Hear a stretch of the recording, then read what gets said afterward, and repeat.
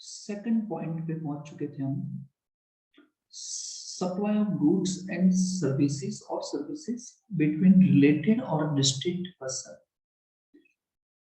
क्या देख रहे हैं हम देख रहे हैं मीनिंग ऑफ सप्लाई।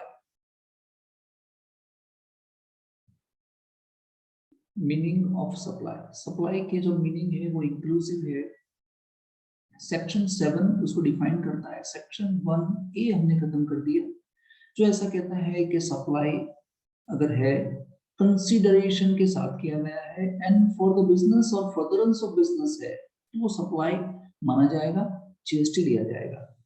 7(1) ऐसा कहता है कि अगर आपने इंपोर्ट ऑफ सर्विसेज की, इंपोर्ट ऑफ सर्विसेज की अगर आपने कंसिडरेशन दिया, आपने बिजनेस के लिए किया हो या आपने पर्सनल पर्पस के लिए भी इंपोर्ट ऑफ सर्विसेज की हो, तो भी सप्लाई माना जाएगा, इवन दो आपने पर्सनल पर्पस के लिए सर्विसेज का यूज किया होगा। तो एक ये बात थी।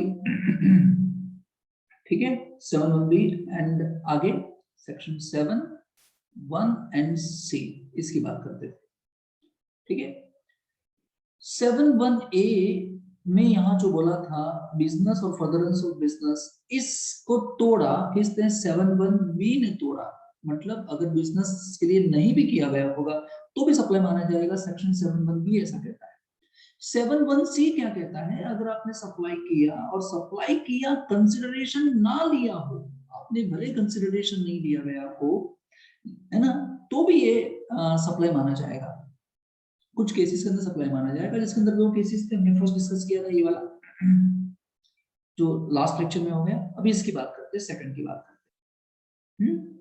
चलिए, तो सप्लाई ऑफ गुड्स और सर्विसेज या दोनों बिटवीन रिलेटेड और अ डिस्टिंक्ट पर्सन का क्या कहने का मतलब ये है कि अगर आप सप्लाई हुआ गया, सप्लाई किया गया है, दो पर्सन है, रिलेटेड पर्सन है या डिस्टिंक्ट पर्सन है, मतलब यहाँ पे दो पर्सन है ना, इन दो पर्सन के बीच में सप्लाई किया गया है, किसका? गुड्स का तो सर्विस का तो दोनों का, है ना, लेकिन ये दोनों रिलेटेड पर्सन है, दो लोग हैं।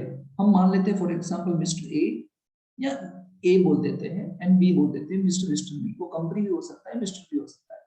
दो पर्सन है ए एंड बी, ये ए एंड बी के बीच में अगर सप्लाई किया गया है, इस तरीके से सप्लाई हुआ है या इस तरीके से सप्लाई हुआ है, ये जो सप्लाई किया गया है ए टू बी की तरफ फ्लो हो रहा है या बी टू ए की तरफ सप्लाई फ्लो हो रहा है, ये सप्लाई है ना, गुड्स का भी हो सकता है, सर्विसेज का भी हो सकता है, दोनों का भी हो सकता है, ये सप्लाई माना जाएगा, है ना, इवन विदाउट कंसिडरेशन, कंसिडरेशन नहीं दिया ए ने बी को, बी ने ए को, लेकिन ये सप्लाई किया गया था फॉर द बिजनेस और for the furtherance of business, तो ये सप्लाई माना जाएगा। Only and only if they are related persons. क्या होने चाहिए? वो दो पर्सन रिलेटेड पर्संस होने चाहिए, का तो डिस्टिंक्ट पर्सन होने चाहिए अंडर सेक्शन 25। फिर से एक बार, दो लोगों के बीच में सप्लाई हो रहा है, ए टू बी या बी टू ए, किसका सप्लाई हो रहा है? गुड्स का तो सर्विस का तो दोनों का। ये सप्लाई कंसिडरेशन की बदल हो रहा है, लेकिन बिजनेस के फर्दरेंस में हो रहा है, बिजनेस के लिए हो रहा है, तो ये सप्लाई माना जाएगा अगर only if both are proved as a both are related persons if they are proved, या distinct person अगर हो गए तो सप्लाई मान लिया जाएगा। सर ये रिलेटेड पर्संस क्या होते हैं, डिस्टिंक्ट पर्सन क्या होते हैं, वो हमको देखना है।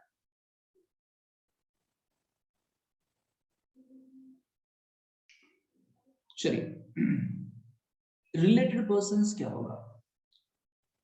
मान लो ये जो रिलेटेड पर्संस की बात करते हैं तो हम एज्यूम कर लेते हैं दो पर्सन है, एक तो है ए और दूसरा है बी। ये ए एंड बी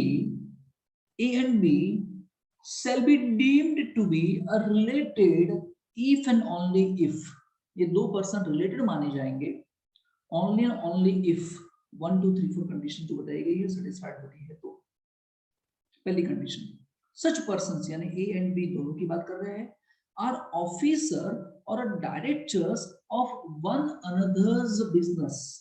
इसका मतलब क्या?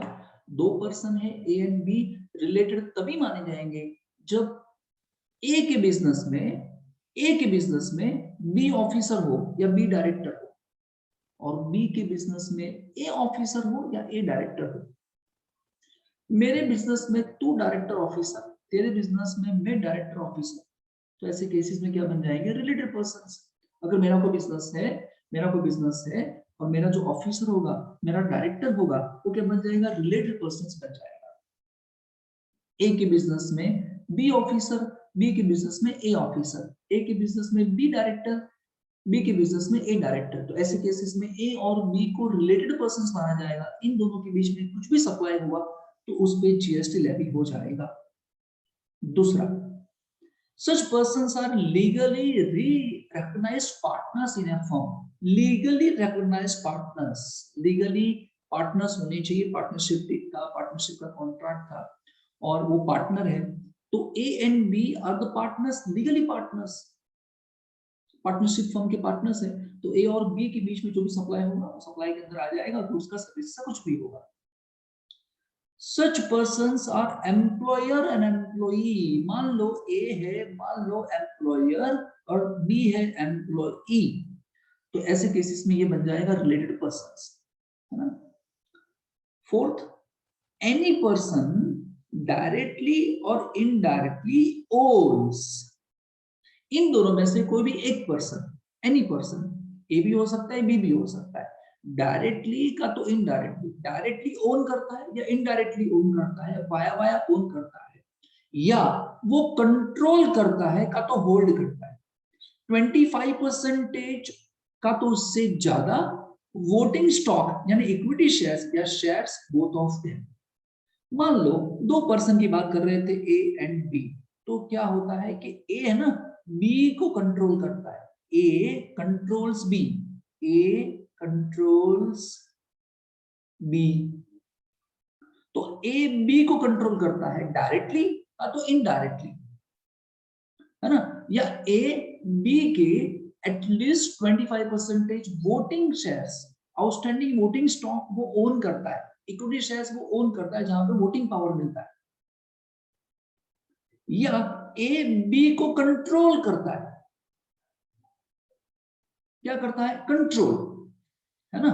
तो ऐसे केसेस में ए और बी क्या बन जाएंगे, रिलेटेड पर्संस भी हो सकते हैं, रिलेटेड पर्सन बन जाएंगे।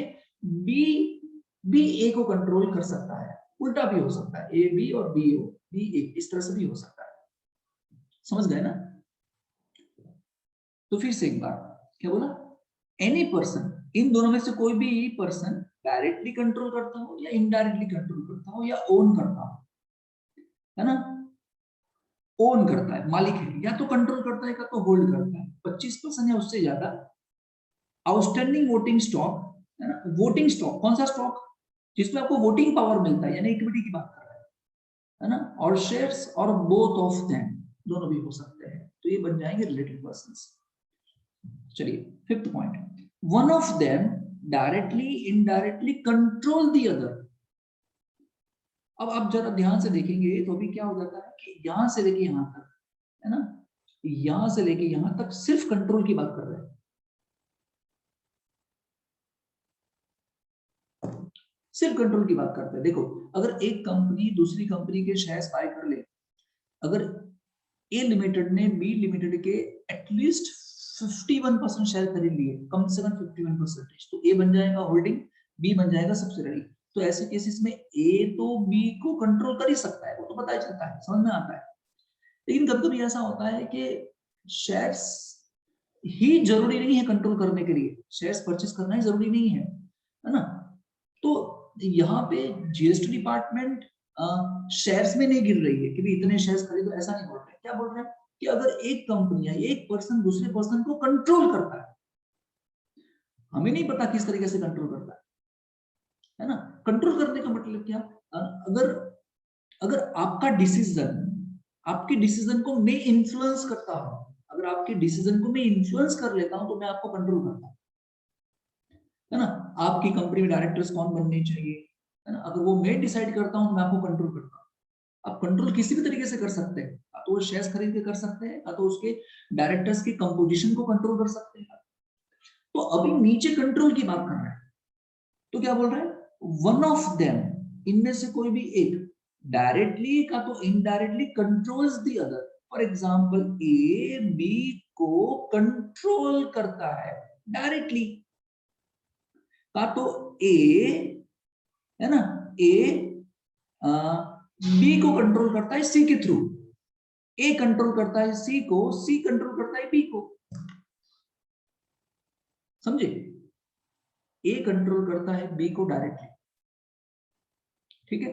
हाँ, तो ए कंट्रोल करता है सी को एंड सी कंट्रोल करता है बी को, और इसीलिए ए कंट्रोल करता है बी को, इसे बोलते हैं इनडायरेक्टली कंट्रोल। ये बहुत ही मतलब क्या, कंट्रोल का मतलब क्या, मैंने कहा ना, कंपोजिशन आप डायरेक्टर से डिसाइड कर सकते हो, आपके पास शेयर्स होंगे, 10% शेयर्स भी काफी होते हैं किसी का कंट्रोल करने के लिए, एटलीस्ट 10% शेयर्स भी काफी होते हैं, ये चीज थी। फिर टुगेदर, है ना, together they directly indirectly control A third person. इसका मतलब क्या हुआ, ए एंड बी दोनों मिलके, ये दोनों मिलके सी को कंट्रोल करते हैं, टुगेदर ये दोनों साथ में मिलके सी को कंट्रोल करते हैं, तो ए और बी रिलेटेड बन जाएंगे, सप्लाई होगा, जीएसटी लगेगा, ठीक है, सब आ गया। Both of them directly indirectly control by third person, इसका मतलब क्या, ए और बी है ना, जिसको कंट्रोल कौन करता है, इन दोनों को कंट्रोल करने वाला कौन है, सी, डायरेक्टली का तो indirectly by third person. Both of them दोनों, डायरेक्टली का तो indirectly control by third person, तो ए और बी यहां बन जाते हैं related person. I hope it is clear. तो अगर रिलेटेड पर्सन के अंदर सप्लाई होगा तो जीएसटी लगेगा। एंड फिर बोलते हैं सेवंथ के अंदर, they are the members of the same family. Family तो इंडिविजुअल की होती है ना, आर्टिफिशियल पर्सन की थोड़ी फैमिली होती है ना, नेचुरल पर्सन की फैमिली होगी, तो सेम फैमिली के मेंबर्स होंगे, सेम फैमिली के मेंबर्स होंगे, क्लियर।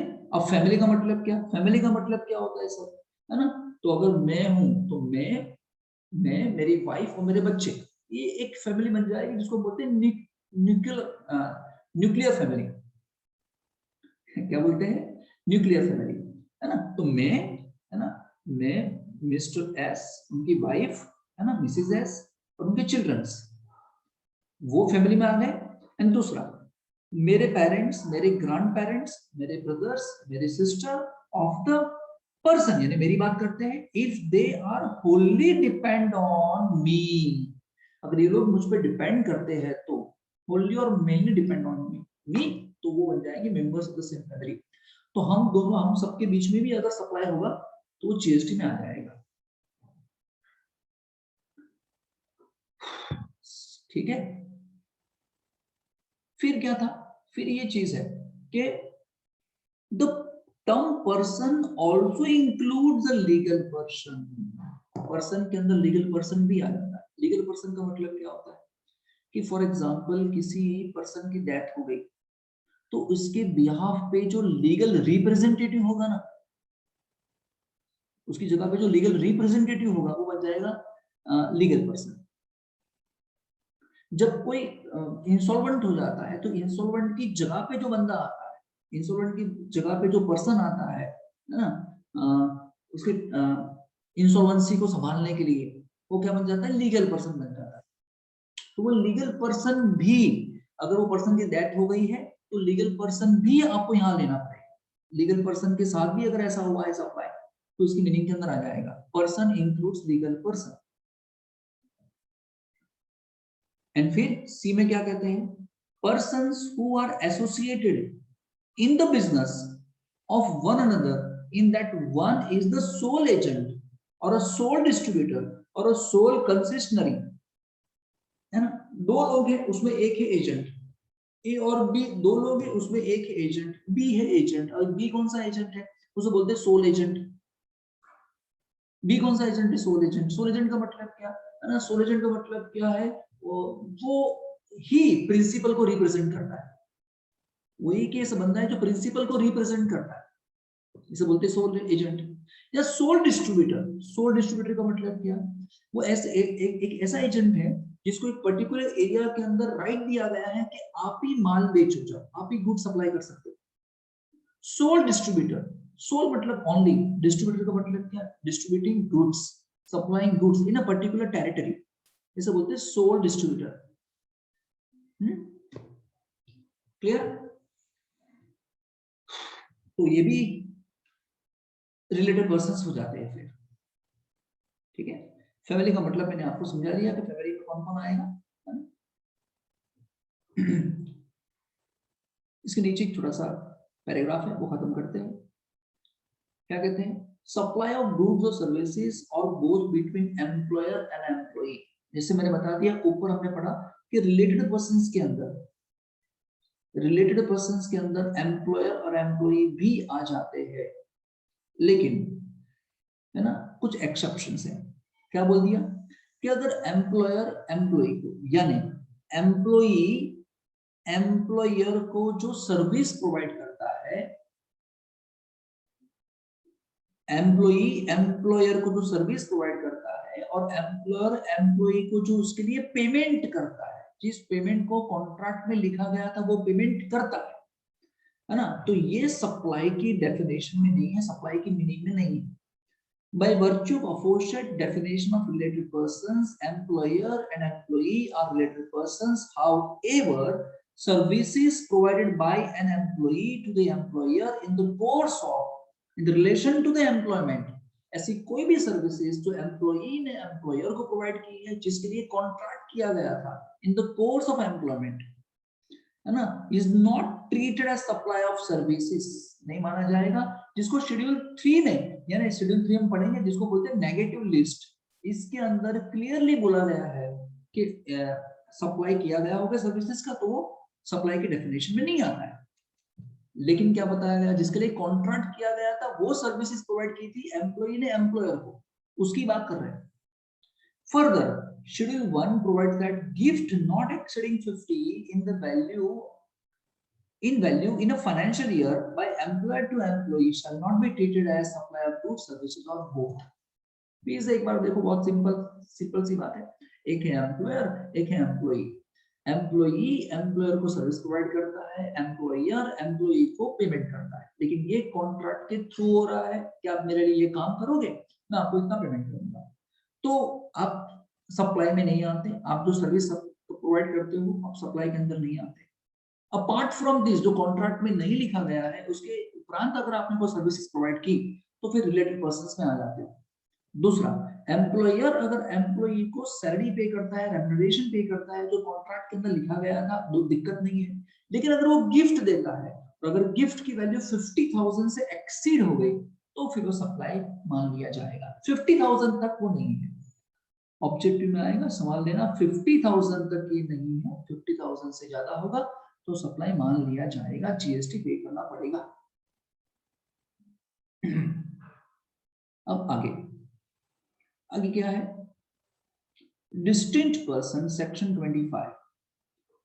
जब स्टार्ट किया था पॉइंट तो क्या बात की थी, अगर सप्लाई किया गया, supply between related person, supply between related person और डिस्टिंक्ट पर्सन और अ डिस्टिंक्ट पर्सन, इन दोनों के बीच में सप्लाई किया गया है ना, इवन विदाउट कंसिडरेशन नहीं लिया गया है, लेकिन फॉर द बिजनेस और फर्दरेंस ऑफ बिजनेस के लिए किया गया है, तो सप्लाई मान लिया जाएगा। रिलेटेड पर्संस क्या होता है हमने देख लिया, अभी बात करते हैं डिस्टिंक्ट पर्सन की। डिस्टिंक्ट पर्सन किसे कहते हैं, सेक्शन 25 इसको डिफाइन करता है, इसके बारे में कहता है, separate registration make distinct person. अगर आपने सेपरेट रजिस्ट्रेशन लिया हुआ है तो फिर आप बन जाते हो distinct person. Separate registration, distinct person. फिर आप सेम स्टेट में हो, है ना, या डिफरेंट स्टेट में हो, सेम यूटी में हो, यूनियन टेरिटरी में हो या डिफरेंट हो। फॉर एग्जांपल मेरी बात कर लेते हैं, फॉर एग्जांपल मेरे अपने क्लास के लिए रजिस्ट्रेशन लिया, मेरा दूसरा भी एक बिजनेस है ना, उसके लिए मैंने एक अलग से रजिस्ट्रेशन लिया जीएसटी के अंदर, है ना, तो हम दोनों बन जाएंगे डिस्टिंक्ट पर्सन। ठीक है, आप जितने रजिस्ट्रेशन लोगे उतने से आप बन जाते हैं डिस्टिंक्ट पर्सन। सिंपल सी बात है, ठीक है। चलिए फिर नीचे क्या बोलते हैं, एस्टैब्लिशमेंट इन अनदर स्टेट। अरे एक सिंपल सी बात है, अगर आपको दूसरे स्टेट में एस्टैब्लिशमेंट करना हो तो आपको वहां पे रजिस्ट्रेशन लेना ही पड़ेगा, फिर आपको वहां पे रजिस्ट्रेशन लेना ही पड़ेगा, उसके बगैर नहीं चलेगा। दूसरे स्टेट में अगर आपको एक्सपांड करना हो तो वहां रजिस्ट्रेशन लेना ही पड़ेगा, and once you get registration it becomes a distinct person, where a person who has obtained or required to obtain registration in a state or UT in respect of an establishment has an establishment in another state and UT, then such establishment shall be treated as a distinct person. Clear? इसका example दिया है, simple सा example है। और फिर क्या बोलते हैं, स्टॉक ट्रांसफर का तो ब्रांच ट्रांसफर, स्टॉक ट्रांसफर या ब्रांच ट्रांसफर। आप अपनी ब्रांच को अगर स्टॉक ट्रांसफर करते हो और इस ब्रांच का रजिस्ट्रेशन अलग है, डिफरेंट रजिस्ट्रेशन है, तो ऐसे केसेस में बन जाता है अगेन अ डिस्टिंक्ट पर्सन। ठीक है, इन view of the aforesaid discussion, transaction between different location with separate GST registration of same legal entity, that is stock transfer or a branch transfer, will qualify as a supply under GST. ठीक है, simple था ना, इसमें तो कुछ दिक्कत वाली बात नहीं है। एक बार फिर से बोल देता हूँ अगर आपको समझ में नहीं आया हो तो, सेपरेट रजिस्ट्रेशन आपको डिस्टिंक्ट पर्सन बना देता है, बात खत्म। अगर मेरी बड़ौदा में 5 ब्रांच है, अगर पांचों की पांचों ब्रांच अगर सेम रजिस्ट्रेशन पे काम करती है, जीएसटी रजिस्ट्रेशन पे, तो डिस्टिंक्ट पर्सन नहीं है। अगर मेरी बड़ौदा में जितनी भी ब्रांच है सबके लिए मैंने रजिस्ट्रेशन अलग अलग लिया हुआ है तो मैं बन जाता हूँ डिस्टिंक्ट पर्सन। या मेरे अलग अलग बिजनेस है, रजिस्ट्रेशन अलग अलग लिया हुआ है तो मैं बन जाता हूँ डिस्टिंक्ट पर्सन। दूसरे स्टेट में अगर आपको जाना है तो आपको रजिस्ट्रेशन वहां लेना ही पड़ेगा। ओके, चलिए थर्ड पॉइंट में क्या कहते हैं, supply by principal to agent और वाइस वर्सा।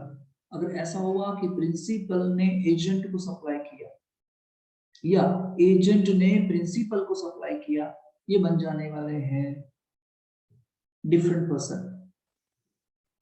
ठीक है, चलिए, supply by a principal to his agent where the agent undertakes to supply such goods on behalf of the principal। यानी प्रिंसिपल है, प्रिंसिपल ने गुड सप्लाई किया किसको, एजेंट को, और एजेंट सप्लाई कर रहा है किसको, कस्टमर को, बायर को। ऐसा ही होता है ना।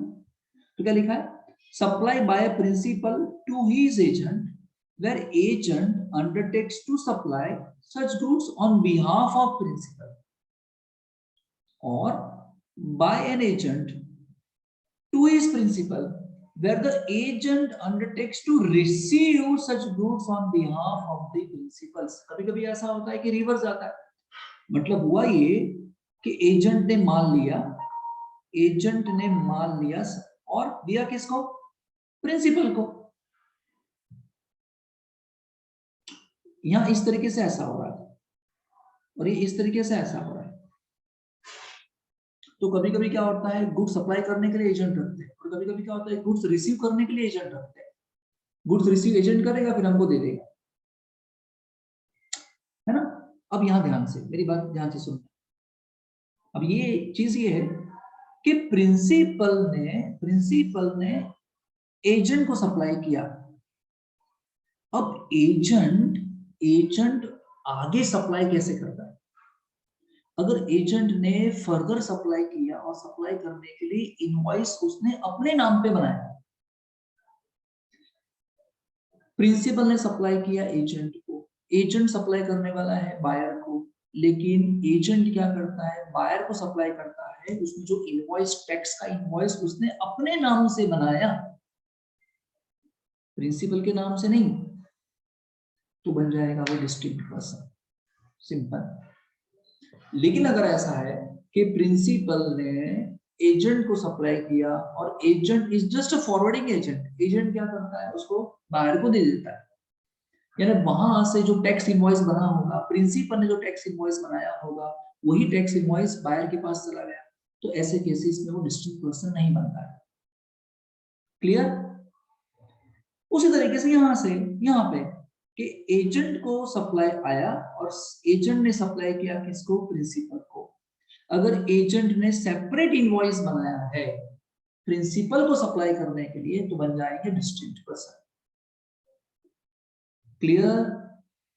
ठीक है, एजेंट का मतलब क्या समझाया है, प्रिंसिपल का मतलब वो समझाया है। ठीक है, वो पढ़ लेना।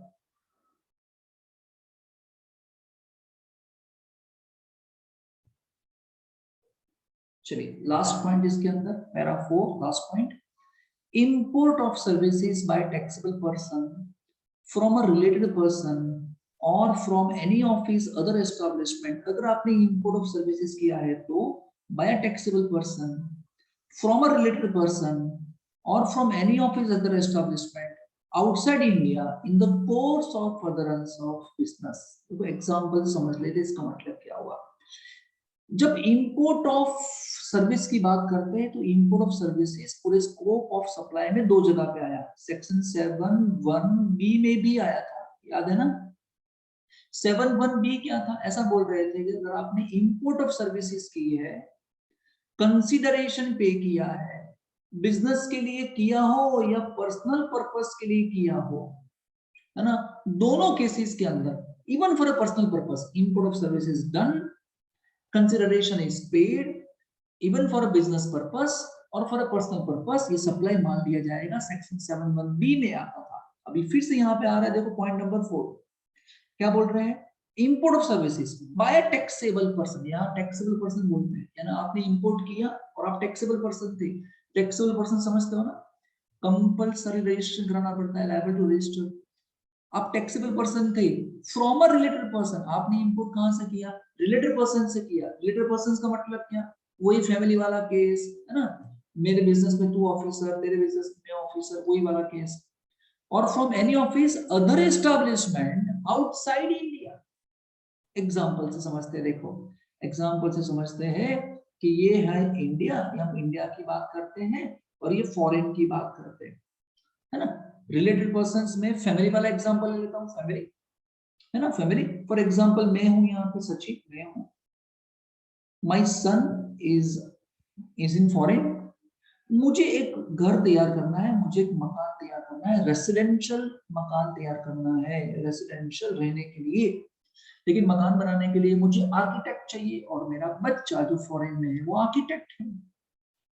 तो मैंने बोला एक काम कर भाई, दुनिया भर के मकान डिजाइन करता है, मेरा भी कर ले, और उसने काम कर लिया। ठीक है, चलिए, क्या इंपोर्ट ऑफ सर्विसेज हुआ? यस हुआ। क्या रिलेटेड पर्संस है? यस है, क्योंकि रिलेटेड पर्संस में फैमिली भी तो आता था, me and my son, related persons, import of services, हाँ, है ना, बराबर। रिलेटेड पर्संस यस, लेकिन क्या ये मैंने for the furtherance of business में किया है काम? नहीं, मैंने तो मकान बनाया है, रेसिडेंशियल हाउस बनाया है, मकान बना के बेचना मेरा बिजनेस नहीं है ना। तो ऐसे केसेस में यहाँ जीएसटी नहीं लिया जाएगा, सप्लाई नहीं माना जाएगा। लेकिन अगर मैं ऐसा बोल दूं कि मैंने अपने सन की ही सर्विसेज ली जो फॉरेन में है मकान बनाने के लिए, और मकान बना के बेचना मेरा बिजनेस है, तो ऐसे केसेस में क्या बन जाएगा? फर्दरेंस ऑफ बिजनेस हो जाएगा, बिजनेस के रिलेशन में हो जाएगा, है ना, इन द कोर्स ऑफ बिजनेस हो जाने वाला है। ऐसे केसेस में सप्लाई मान लिया जाएगा। डन? क्लियर? यहाँ तो कंसिडरेशन नहीं है ना, यहाँ कंसिडरेशन नहीं है, यहाँ कंसिडरेशन था, इन दोनों में फर्क है। यहाँ फर्दरेंस ऑफ बिजनेस हो भी सकता था, यहाँ फर्दरेंस ऑफ बिजनेस नहीं भी हो सकता था, यहाँ तो फर्दरेंस ऑफ बिजनेस ही होना चाहिए। क्लियर? और नीचे आपको यहाँ पे एक टेबल बना के बोल दिया है, समझा, बना के समझा दिया है, आप देख लोगे तो भी चलेगा, आपको दिखा दूं मैं, दिखा, देख लो। इंपोर्ट ऑफ सर्विसेज दो जगह पे आया है, इंपोर्ट ऑफ सर्विसेज, ये क्या हो गया? विद कंसिडरेशन, सेक्शन 7(1)(b) की बात कर रहे थे, और ये विदाउट कंसिडरेशन यानी अभी की बात कर रहे हैं, जिसमें फर्दरेंस ऑफ बिजनेस के लिए किया गया हो, का तो बिजनेस के लिए किया गया हो उसकी बात है। तो विद कंसिडरेशन किया है, in the course of furtherance of business हो भी सकता है, not in the course of furtherance of business ना भी हो। सेक्शन 7 में भी तो ऐसे ही बोल रहा था, तो भी टैक्सेबल हो जाएगा, है ना। एंड विदाउट कंसिडरेशन में रिलेटेड पर्सन से लिया है आपने, डिस्टिंक्ट पर्सन से लिया है, in the course of furtherance of business में होगा तो ही ये टैक्सेबल होगा, अदरवाइज अदर केसेस में टैक्सेबल नहीं होगा। As simple as that.